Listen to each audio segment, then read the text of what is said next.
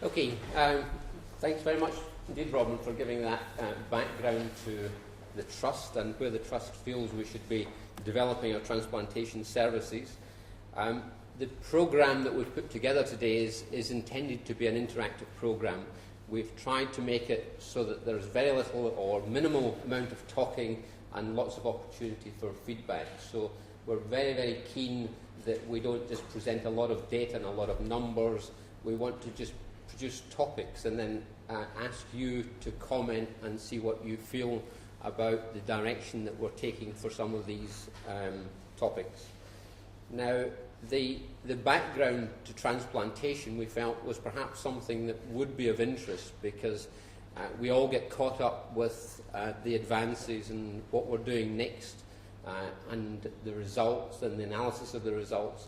But sometimes to look back and reflect on what's happened and how we've got to where we are today is useful, and sometimes it also gives us an indication of where we've gone wrong and where we should do better. So I hope that you'll find this very brief historical overview of some interest, and again I hope that it will stimulate some discussion. The idea for this session is for us to use the historical background of what's been done and where it's gone right or wrong to then lead into Bimbi's talk, which is actually what we've actually achieved now and what we're doing in our current programme. And then that's going to lead into where we think the key areas are for development, where we should be doing better, where are our challenges, and we're hoping to address those challenges by some of our research programmes, and therefore we're going to discuss some of our research strategies. So we hope that that will sort of give a completeness, an overview of the problems and the direction of where we're going in the future. So I must say I'm not old enough to know all the historical developments, so I've brought my friend Barry Fuller along, who knows far more about the history of transplantation than myself. So when I get things wrong, I just expect him to stand up and correct me. So, historical viewpoint. I'm going to go a long way back, because although people say that transplantation is the great challenge of the 20th century, there's actually a lot of history before that.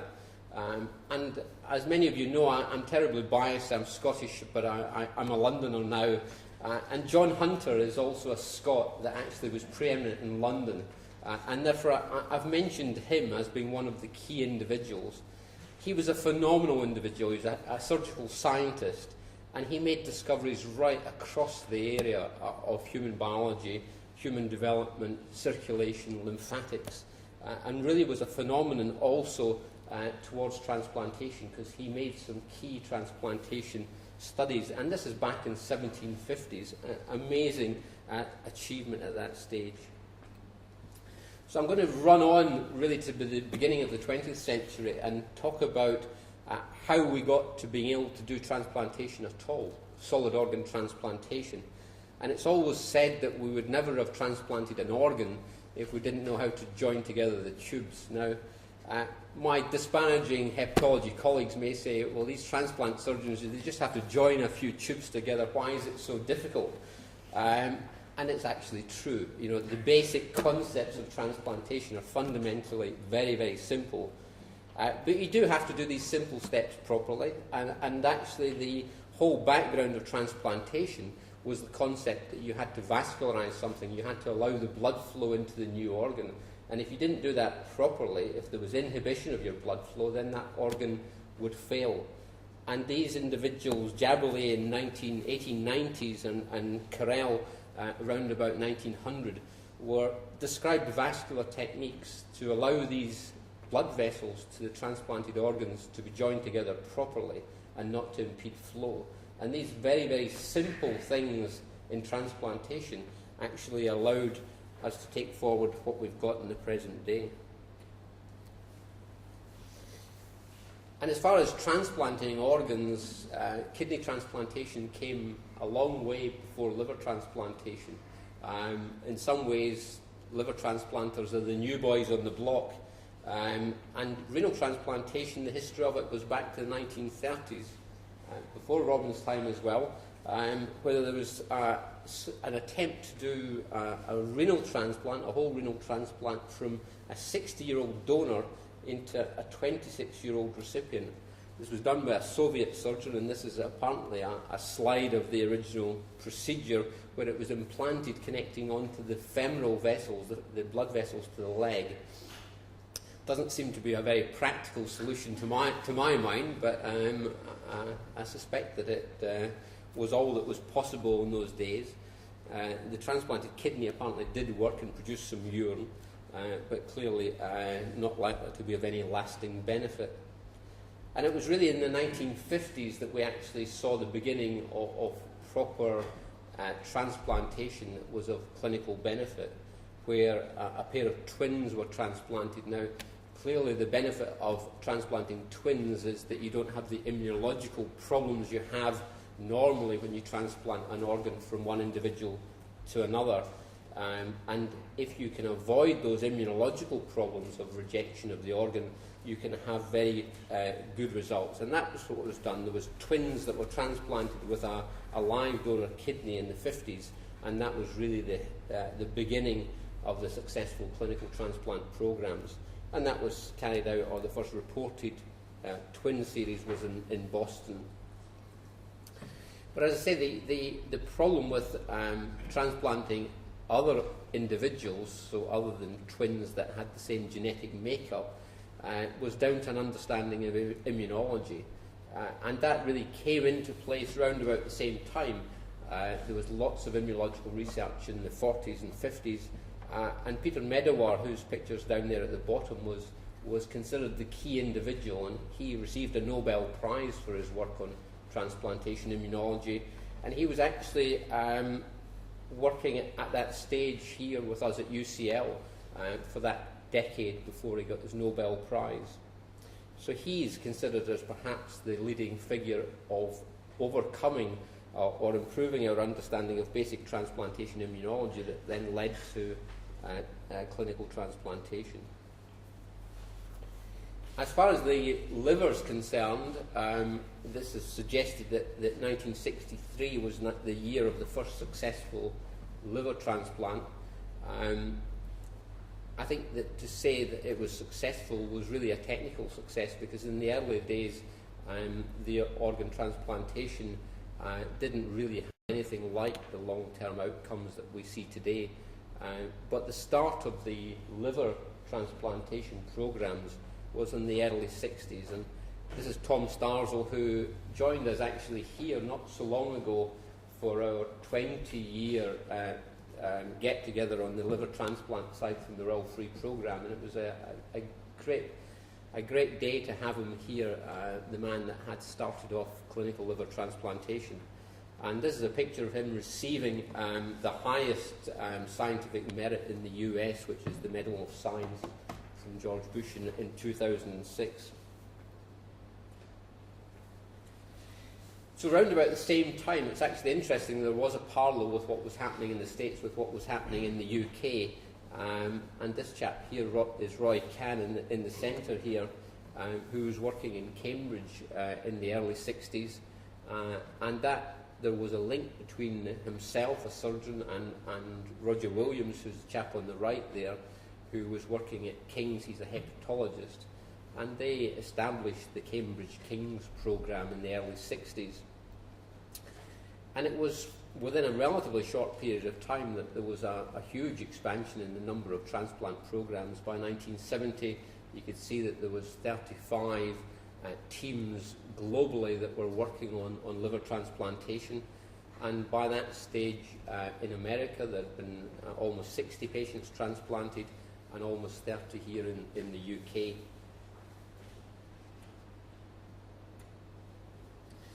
But transplantation would have gone nowhere in the 60s if it hadn't been for the developments, basic developments of transplantation immunosuppression.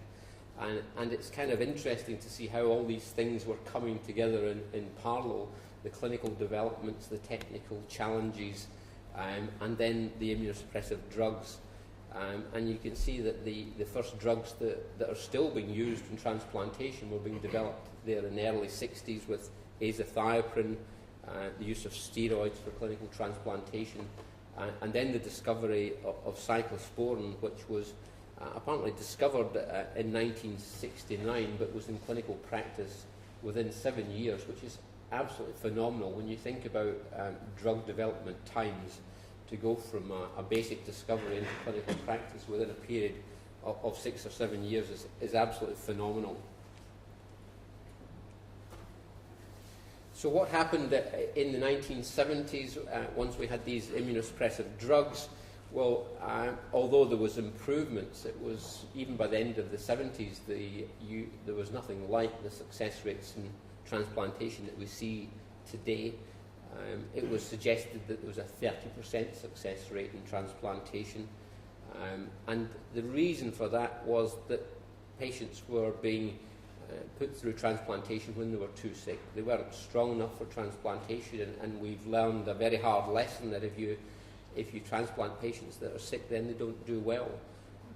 There were also technical problems. The surgeons still had a lot to learn in the 70s, and there was still no satisfactory protocols for immunosuppression, and there was always this balance between over-immunosuppression and giving the patients risk of infection, and under-immunosuppression and getting rejection of the graft. But things proceeded, and by the early 80s it was then considered that transplantation had got beyond an experimental stage and should be rolled out to be of widespread clinical benefit. And you can see on this slide what actually happened, or maybe you won't, but down at the bottom is the years, different years between 1968 and 2010. And this is the number of patients that have been transplanted in Europe. And you can see down at the bottom here, 1983 is right down at this edge here, where across the whole of Europe there was 70 patients underwent liver transplantation in 1983. And you can see the phenomenal rise in the numbers in Europe. It seems to have plateaued perhaps in the last few years, and Bimbi's going to go on to discuss some of the reasons why that plateauing may have happened. But within Europe there's about 6,000 patients are transplanted per year at the current time. And it all really took off in the early 80s from the point of view of the numbers. But through the 80s and 90s there were other developments, and some new drugs came into the forefront that had fewer side effects than the initial immunosuppressive agents. Perhaps the two most useful ones were the introduction of FK506 tacrolimus, which was really an alternative to cyclosporin, and more recently sirolimus, which has some different side effect profiles and is of particular use in some patient groups. And then between the 80s and 2000, what were the major changes over that time? Well, we did see the concept of preservation solutions, and the major player there was UW Solution, which was brought into clinical practice in the late 80s. That's the cocktail on the right side there is the components of UW, which really transformed transplantation, because up until that point it had been very much the case that the transplant organ would be removed and as quickly as possible would be transplanted. But UW did allow a small window of opportunity to remove the organs at night and transplant during the day, and reduce the damage that was involved with that preservation period. And there was also an increased understanding of how to get the best outcomes from transplantation, not to select people that are not going to do well, better surgical techniques that I'll allude to, and better immunosuppression. From the point of view of the Royal Free, there was a transplant program in the early 80s that Barry was involved with. It slightly predated myself, but that was led by Ken Hobbs, who's the first of the chaps at the top there. That program was a small program and then came to an end, and the whole transplant concept was then reinvigorated when Keith Rolls, who's at the top there, who was my mentor in transplantation, came from Cambridge. He had worked with Roy Kahn. And it wasn't long after the programme commenced that I started here and trained up with Keith Rolls in transplantation. Our programme's a big, ambitious programme. We've got excellent results. It's audited very, very carefully, so we know that we do extremely well, and we're compared with other UK and international centres. And we do have a big and thriving research programme, which is one of the aspects that we want to discuss with you today. So where are we with the challenges now? This is just a lead into where Bimby's going, and really he's going to discuss. But we're clearly in a situation in liver transplantation that we have more indications than we have organ donors. So there's more people that require transplantation than we have donor organs. We have a problem with our ability to preserve these organs as well as we would like. And we're increasingly being pushed towards using organs because of the shortage of organs that are not 100%, and therefore we need some new strategies to try and improve the preservation of these organs so that they're transplanted in as good a condition as possible. On the technical side, there have been some modifications to technique that are of considerable benefit, but to a very small percentage of patients. We can split livers and use one donor organ and transplant into two patients. And that was originally described by Henri Bismuth, who's a Paris liver surgeon, really a phenomenal influence in my career period. He described the first techniques in the late 80s, and usually the big right lobe of the liver would be given to an adult, and the small left lobe of the liver would be transplanted into a child. Although you can transplant a slightly extended portion of the left side of the liver into a small adult. And then we've got the history of live donor transplantation, where you would donate usually to one of your family members. It started off very much as a strategy to sort out the problem of the shortage of small organs for children. Usually a parent would give the small left side of the liver to a child, but it was then extended at the late 90s into transplanting adults, where you would have to give the large right side of your liver to an adult, and you would have your small left side of the liver, which would then regenerate and recover. And Tanaka in Kyoto was the person who is deemed to have transplanted the first adult-to-adult living donor. And although it's not really taken off much in the UK because of the risks of donation, this is the key to transplantation successes in some other parts of the world that don't have brain-dead donors.